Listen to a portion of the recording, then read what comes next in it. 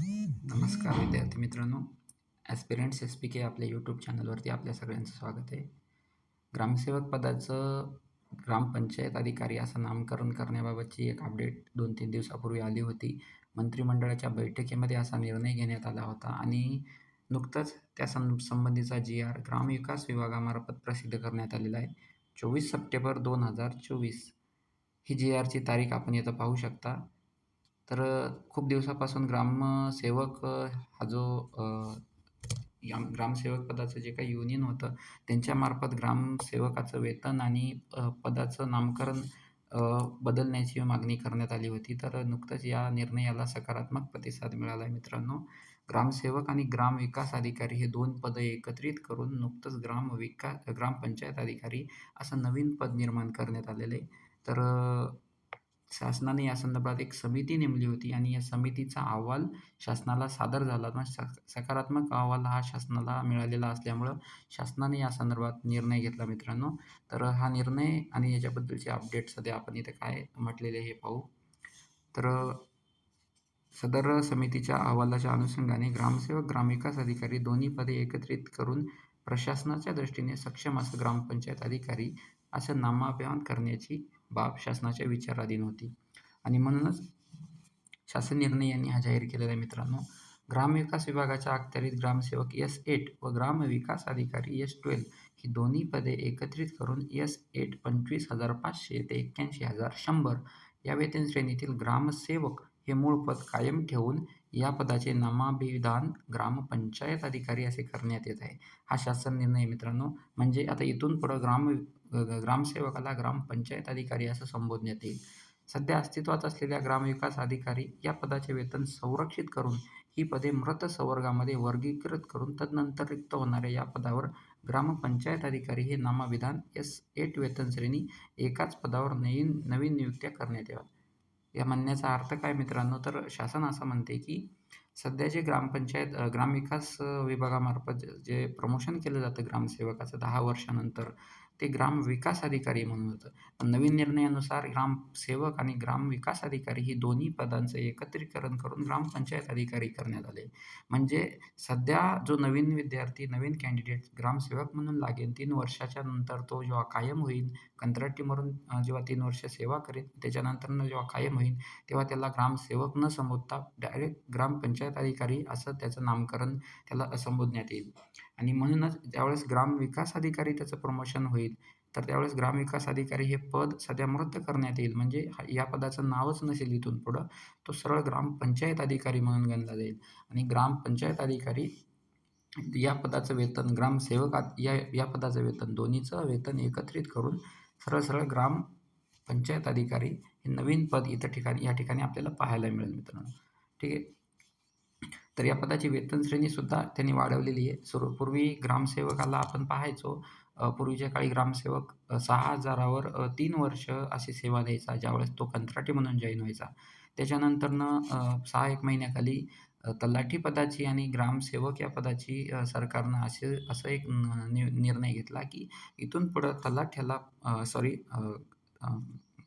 Police पाटलाला माफ करा, police पाटलाला आणि ग्रामसेवकाला पोलीस पाटलाला 15,000 मासिक मानधन आणि ग्रामसेवकाला 16,000 इतकं मासिक मानधन करण्यात येईल, असा निर्णय शासनानं 4 ते 5 महिन्यापूर्वी घेतला होता.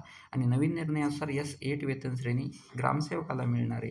आणि आता या पदाचं प्रमोशन कसं असेल इथं हे पण मेन्शन केलेलं आहे मित्रांनो. म्हणजे ग्रामपंचायत अधिकारी या पदास सुधारित सेवा अंतर्गत आश्वासित प्रगती योजना या योजनेअंतर्गत 10 वर्षाच्या सेवेनंतर पहिला लाभ विस्तार अधिकारी S14. म्हणजे शासन सेवेमध्ये आल्यानंतर प्रमोशन कसं असावं?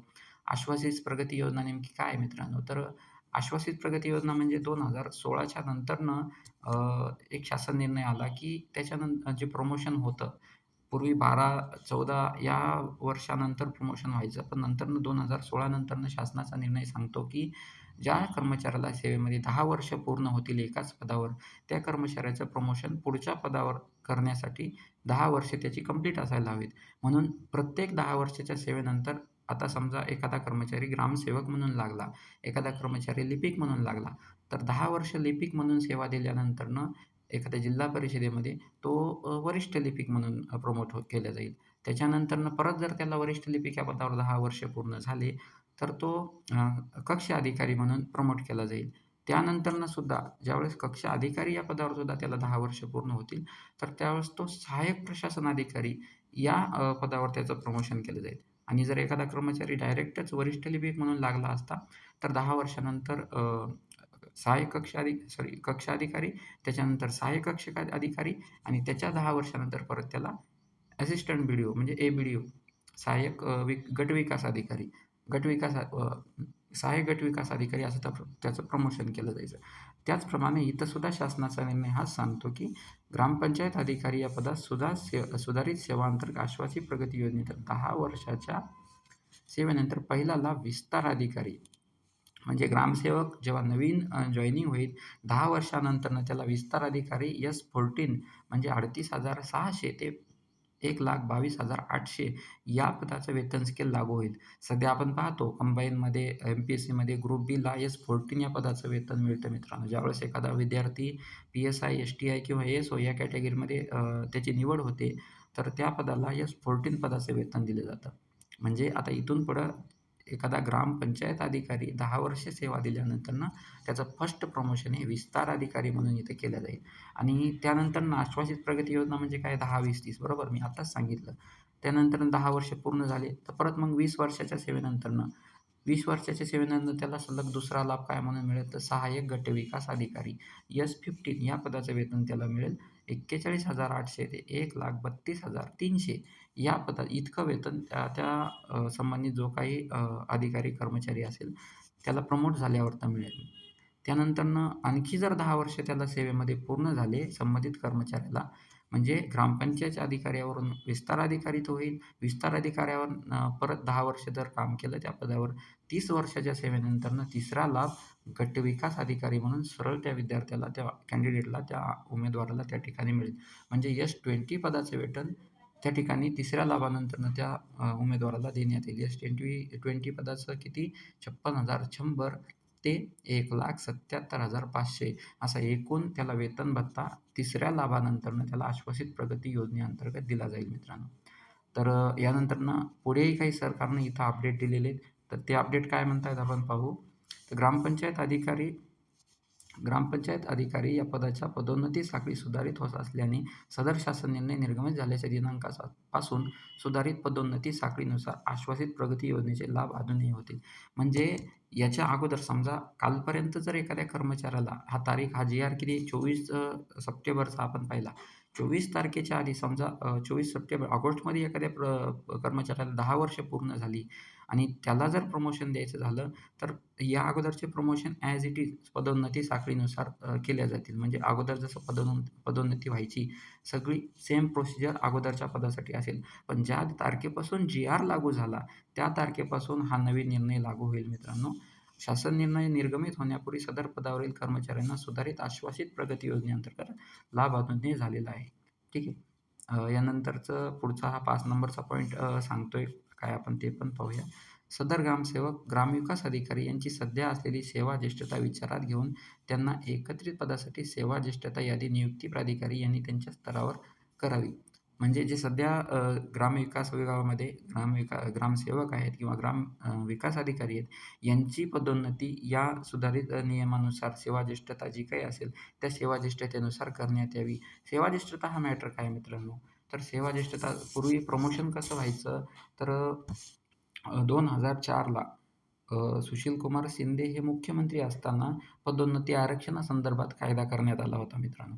त्यामध्ये त्यामध्ये कायदा काय सांगतो, की एस-सी, एस-टी, व्ही-जे-एन-टी आणि एस-बी-सी या मागासवर्गीयातील कर्मचाऱ्यांना, शासकीय सेवेतल्या कर्मचाऱ्यांना 33% पदोन्नतीमध्ये आरक्षण देण्याचा कायदा करण्यात आला होता. पण 2007ला हायकोर्टाने हा निर्णय रद्द केला. त्यानंतरनं राज्य सरकारने यावर सुप्रीम कोर्टामध्ये आव्हान दिलं आणि याच्यानंतरनं अजून पण यावर निर्णय यायचा बाकी आहे. पण पदोन्नतीमधलं आरक्षण सुरुवातीला असं व्हायचं, म्हणजे एखादा कर्मचारी मागासवर्गीय कॅटेगरीतला आहे, एस-सी, एस-टी, एस-बी-सी, व्ही-जे-एन-टी या मागासवर्ग प्रवर्गांना त्यांच्या सेपरेट त्यांना रिझर्वेशन असायचं पदोन्नतीमध्ये. नंतरनं 5 मेला शासनाचं सुप्रीम कोर्टाचं एक अपडेट आलं. सुप्रीम कोर्टानं 5 मे 2019ला मराठा आरक्षण रद्द ठरवलं मित्रांनो आणि आदेश दिले, की इथून पुढचं जे आरक्षण आहे, तर सेवा ज्येष्ठता यादीनुसार देण्यात यावं. म्हणजे काय? तर सेवा ज्येष्ठतेमध्ये आरक्षण लागू राहणार नाही. सगळ्यांना ओपन या कॅटेगरीमध्ये गणलं जाईल आणि सेवा ज्येष्ठता ठरवली जाईल. एखादा सेवा ज्येष्ठता त्यानंतरनं कशी ठरेल? म्हणजे 5 मेला हे आरक्षण रद्द झालं. 5 मे नंतरनं 7 मेला शासनाचा निर्णय सुप्रीम कोर्टानंच निर्णय दिला, की सेवा ज्येष्ठता यादीनुसार इथून पुढची पदोन्नती करण्यात यावी. म्हणजे एखाद्या कर्मचाऱ्याला सेवेमध्ये जर 10 वर्ष पूर्ण झाली, तर 10 वर्ष पूर्ण झाल्यानंतरनं त्याला त्याच्या कॅटेगरीमधून म्हणजे ऑदर जरी असले, ओपन, ओ-बी-सी या प्रवर्गामध्ये त्याला गणलं नाही जायचं. तो एस-सी, एस-टी प्रवर्गातून सेपरेट पदोन्नती आरक्षण मिळवायचा आणि लवकर प्रमोट होऊन जायचा. म्हणजे खूप कमी कालावधीमध्ये मागासवर्गीय उमेदवारांना याचा फायदा व्हायचा. म्हणून पदोन्नतीमध्ये तो खूप लवकर प्रमोट व्हायचे आणि वरच्या पदावर जायचे. त्यानंतरनं सेवा ज्येष्ठता यादीनुसार 7 मे 2021 पासून सुप्रीम कोर्टाच्या निर्णयानुसार सेवा ज्येष्ठता लागू झाली. मग ही सेवा ज्येष्ठता यादी विचारात घेऊन त्यानुसार एकत्रित पदासाठी सेवा ज्येष्ठता यादी नियुक्ती प्राधिकारी यांनी त्यांच्या स्तरावर ही यादी तयार करावी असा आदेश सांगतो. त्यानंतरनं हे काय ग्रामविकास व ग्रामविकास अधिकारी ही दोन्ही पदे एकत्रित करून ग्रामपंचायत अधिकारी हे पद निर्माण केल्याने आवश्यकतेनुसार महाराष्ट्र जिल्हा परिषद सेवा प्रवेश नियम 1967 मध्ये यथावकाश सुधारणा करण्यात येईल. बरोबर. म्हणजे पदाचं नाव, पदाचं वेतन, पदाची पदोन्नती या संदर्भातचे नियम या सेवा प्रवेश नियमामध्ये अपडेट करण्यात येतील, असं सांगितलेलं आहे मित्रांनो.